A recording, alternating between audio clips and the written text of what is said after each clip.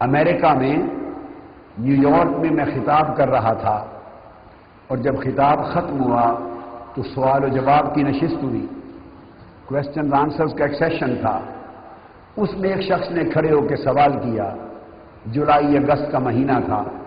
اس نے کہا جی یہاں بے حساب پیر حملہ آور ہیں پورے نیو یارک پر، جب موسم آتا ہے تو بڑے بڑے پیر یہاں حملہ آور ہو جاتے ہیں، ساتھ ان کے مارکیٹنگ مینیجرز بھی ہوتے ہیں، وہ جو ان کے لیے مارکیٹنگ کرتے ہیں، ان کی کرامتیں بناتے ہیں، رات کو بناتے ہیں، صبح سناتے ہیں، اور وہ تقریروں میں ان کو کتب اور غوث بناتے ہیں، پھر لوگوں کو گھیر کے لاتے ہیں اور مرید کرتے ہیں، اور یہ کمپٹیشن ہوتا ہے کہ کتنے مرید بنا کے لائے، کتنا مال بنا کے لائے، الا ماشاء اللہ میں کہتا ہوں، سوائے ان لوگوں کے جو صحیح صاحبان طریقت ہیں۔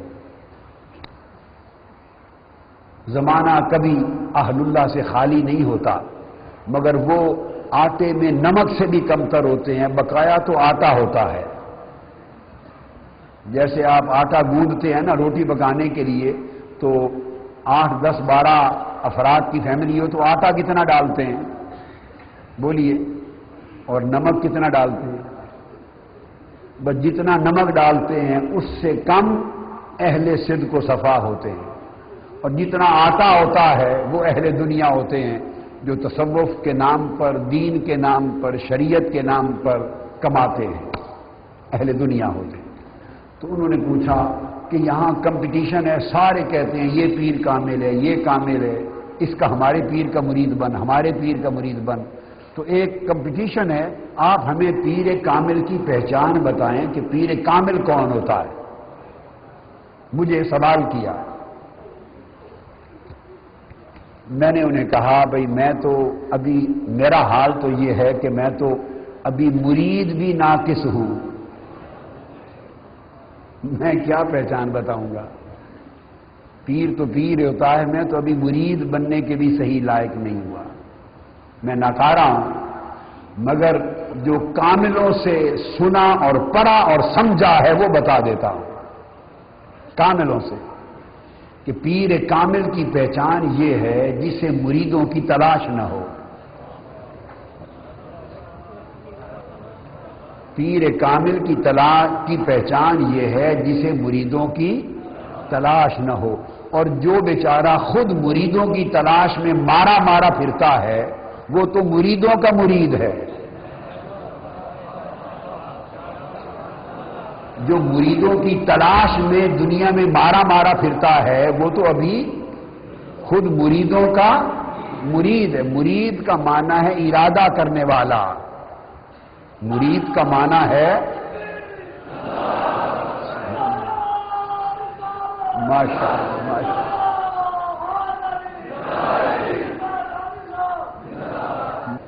تو مرید کا معنی ہے ارادہ کرنے والا۔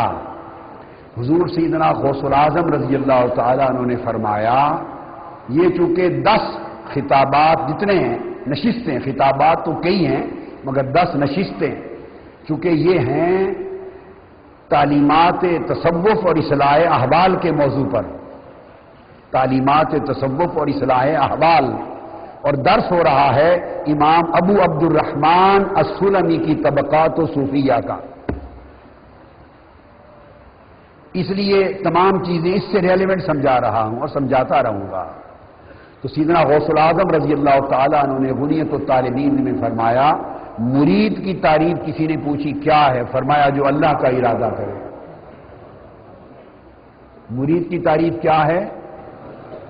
جو وَاصْبِرْ نَفْسَكَ مَعَ الَّذِينَ يَدْعُونَ رَبَّهُمْ بِالْغَدَاةِ وَالْعَشِيِّ يُرِيدُونَ وَجْهَهُ، جو اللہ کے مکھڑے کا ارادہ کرے،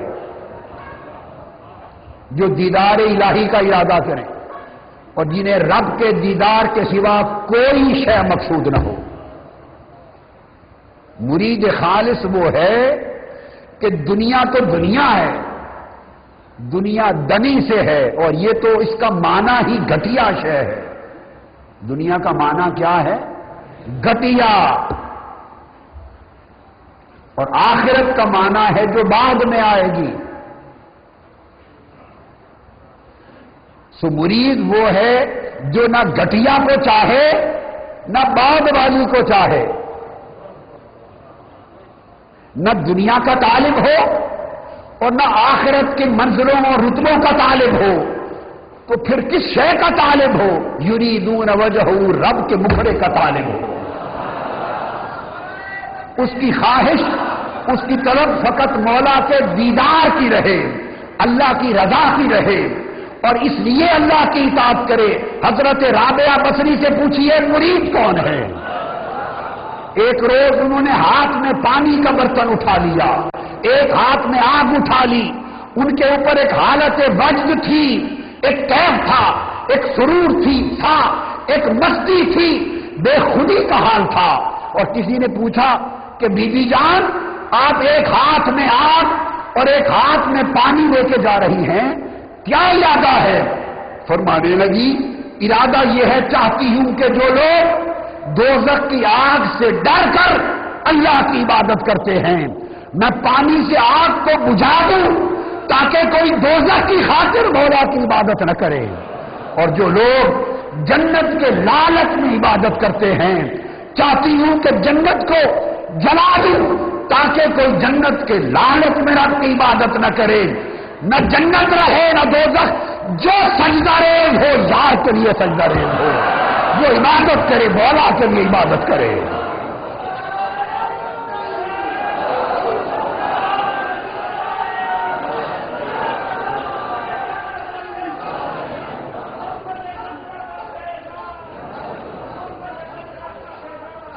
تو میں نے کہا کہ پیر کامل وہ ہے جسے مریدوں کی تلاش نہ ہو، اور جو بیچارہ خود مریدوں کی تلاش میں مارا پھرتا ہے تو اسے تو ابھی مریدوں کی تلاش ہے، رب کی تلاش کب ہوگی؟ تو مرید تو وہ ہے جسے رب کی تلاش ہو.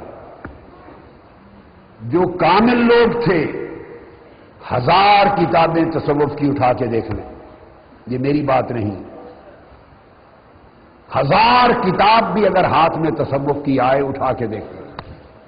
مجدد الفسانی کو دیکھ لیں رحمت اللہ تعالی علیہ، حضرت خواجہ باقی باللہ کو دیکھ لیں، اور پھر حضرت سری سقطی کو دیکھ لیں، جنید بغدادی کو دیکھ لیں، معروف کرخی کو دیکھ لیں، ابو الحسن خرقانی کو دیکھ لیں، حضرت بایزید بستامی کو دیکھ لیں، حضرت شاہ نقشبند کو دیکھ لیں، حضرت شیخ شہاب الدین سہروردی کو دیکھ لیں. الغرض اطراف و اکناف عالم میں جس ولی اور جس صوفی کی چاہے کتاب اٹھا لے. یہ ہشت بہشت میرے سامنے ہے، حضرت خواجہ اجمیر کی کتاب کو دیکھ لیں، حضرت قطب الدین بختیار کاکی کو دیکھ لیں، حضرت خواجہ عثمان ہارونی کو دیکھ لیں، حضرت بابا فرید الدین گنج شگر کو دیکھ لیں، حضرت نظام الدین اولیاء کو دیکھ لیں، حضرت محبوب الہی کو دیکھ لیں، حضرت چراغ دہلوی کو دیکھ لیں، حضرت صادر علاء الدین کلیری کو دیکھ لیں. جس ولی کو جس سلسلے میں، جس طریقے میں، جس خانوادے میں چاہیں اٹھا کے دیکھ لیں. عرب و عجم میں امام شاذلی کو دیکھ لیں، رفاعی کو دیکھ لیں، شیخ احمد البدوی کو دیکھ لیں، یعنی کوئی حد نہیں لگا رہا. 1000 سال میں جو تصوف کی کتاب آپ کو اولیاء اللہ کی ملے اٹھا کے دیکھ لیں،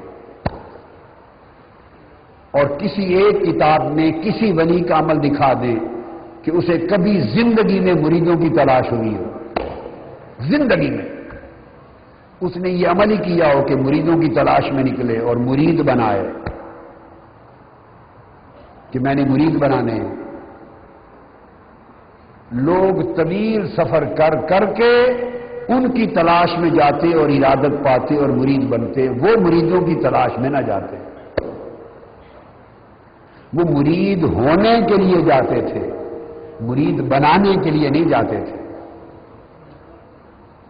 وہ مرید ہونے کے لیے جاتے، مرید بنانے کے لیے نہ جاتے. یہ کشف المحجوب میرے سامنے ہے، کسی ایک کتاب کو معیار بنا لے، اسی کو دیکھ لے، اول تا آخر حضور داتا گنج بخش علی حجویری نے سینکڑوں اولیاء اللہ کا ذکر کیا، ان کی مجلسوں میں گئے، صحبتوں میں گئے، کوئی دیکھ نہیں. ایک ولی اور صوفی اور پیر ایسا نہ تھا جو مرید بنانے کے لیے نکلا ہو.